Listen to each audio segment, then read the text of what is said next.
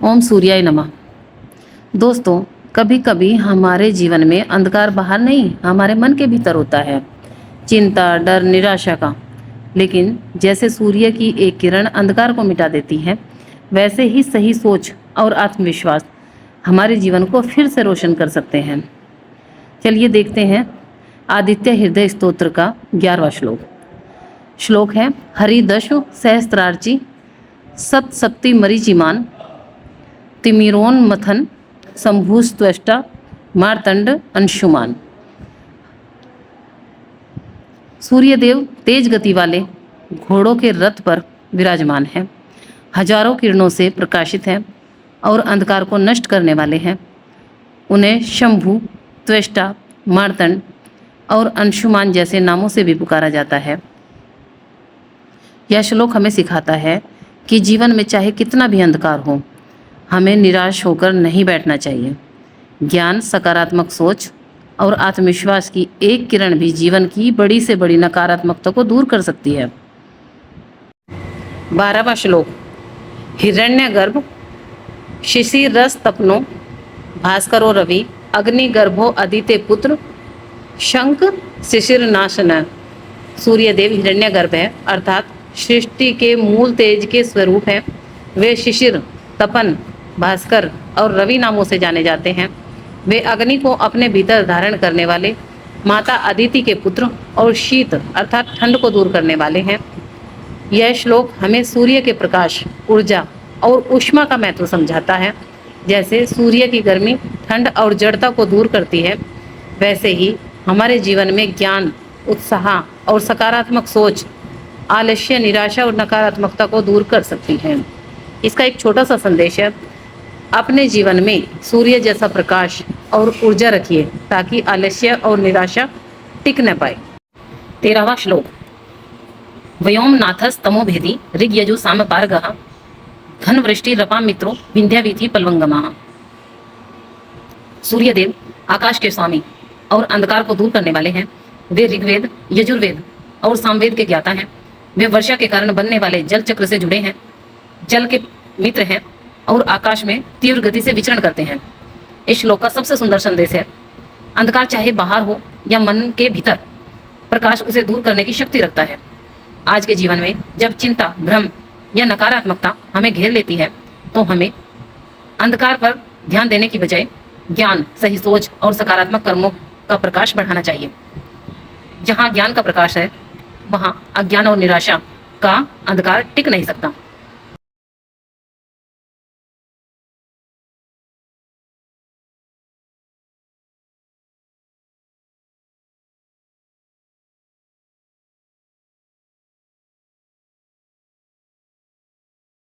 चौदवा श्लोक। आत्पी मंडली मृत्यु पिंगल है सर्वतापन है कबीर विश्व महातेजा रक सर्वबोध भवा। सूर्य देव ताप देने वाले, अपने मंडल में स्थित पिंगल वर्ण वाले और सबको ताप देने वाले हैं। वे सर्वज्ञ, पूरे विश्व के स्वरूप, महान तेज वाले और समस्त प्राणियों की उन्नति के कारण हैं। यह श्लोक हमें सिखाता है कि सूर्य केवल प्रकाश ही नहीं, बल्कि ऊर्जा और परिवर्तन की शक्ति भी है।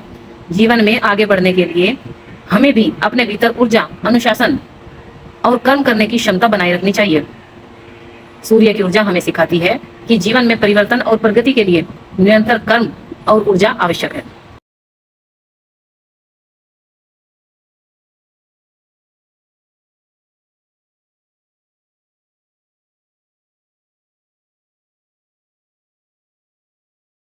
पंद्रहवां श्लोक।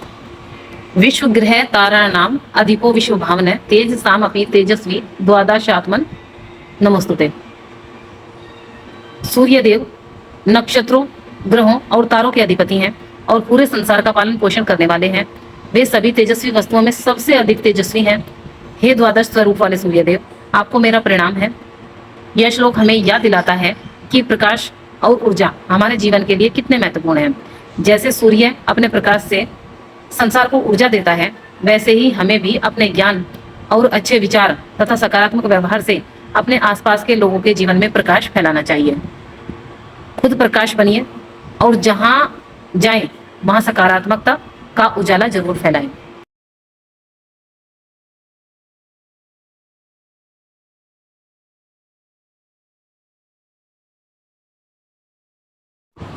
16वां श्लोक। नमा पूर्वाय गिरिये पश्चिमा यात्रये नमः ज्योतिर्गणा नाम पते है दिनाधिपते नमः। पूर्व दिशा के पर्वत को प्रकाशित करने वाले सूर्य देव को प्रणाम है और पश्चिम दिशा में अस्त होने वाले सूर्य देव को भी प्रणाम है। सभी ज्योतियों के स्वामी और दिन के अधिपति सूर्य देव को बार बार नमस्कार है। सूर्य प्रतिदिन उदय से अस्त तक अपनी यात्रा पूरी करते हैं और फिर अगले दिन नई शुरुआत करते हैं।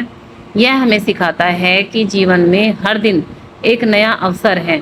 कल चाहे जैसा भी रहा हो, आज फिर से शुरुआत की जा सकती है। इसका भाव है हर सूर्यास्त अंत नहीं बल्कि एक नई सुबह की तैयारी है। 17वां श्लोक। ज्याय जय भद्राय हर्यश्वाय नमो नमः सहस्त्रांशो आदित्याय नमो नमः। विजय प्रदान करने वाले, कल्याण करने वाले हर्यश्व नाम वाले सूर्य देव को बार बार प्रणाम है। हे हजारों किरणों वाले सहस्त्रांशु सूर्य देव, हे आदित्य, आपको बार बार नमस्कार है। यह श्लोक हमें विजय और कल्याण की सकारात्मक भावना देता है। जीवन में सफलता पाने के लिए केवल इच्छा ही नहीं बल्कि आत्मविश्वास, निरंतर प्रयास और सही दिशा भी जरूरी है। अपने लक्ष्य पर विश्वास रखिए, निरंतर प्रयास कीजिए और हर दिन नई ऊर्जा के साथ आगे बढ़िए।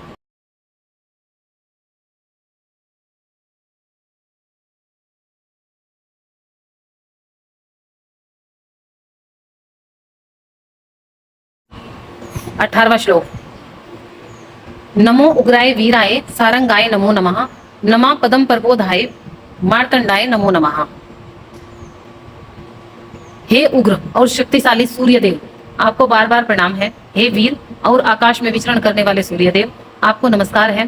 हे कमल को खिलाने वाले और मार्तंड नाम वाले सूर्य देव, आपको बार बार प्रणाम है।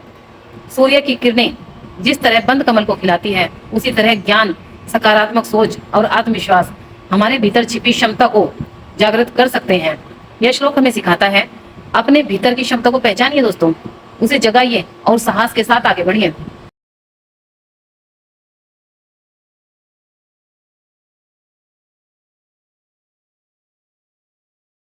उन्नीसवां श्लोक।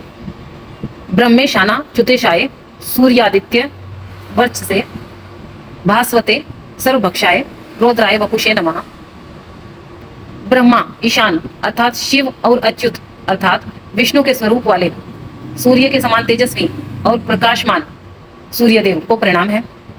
उनके उस प्रचंड स्वरूप को भी प्रणाम है जो सब कुछ अपने भीतर समाहित कर लेने वाली शक्ति का प्रतीक है। यह श्लोक हमें याद दिलाता है कि सृष्टि में निर्माण, पालन और परिवर्तन तीनों आवश्यक है। जीवन में भी हमें पुरानी नकारात्मकता और गलत आदतों को छोड़कर अच्छे विचारों को अपनाते हुए आगे बढ़ना चाहिए। जो बदलना जरूरी है उसे छोड़िए, जो अच्छा है उसे अपनाइए और प्रकाश की ओर आगे बढ़ते रहिए।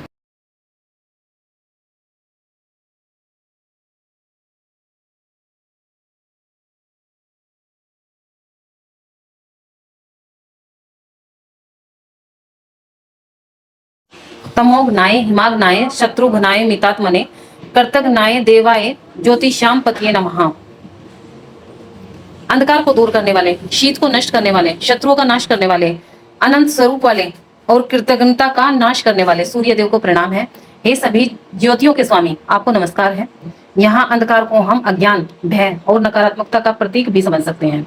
सूर्य का प्रकाश हमें प्रेरणा देता है कि जीवन में नकारात्मक विचारों को हटाकर ज्ञान, आत्मविश्वास और सकारात्मकता को स्थान दें। अपने जीवन में प्रकाश बढ़ाइए तो अंधकार अपने आप कम होता चला जाएगा।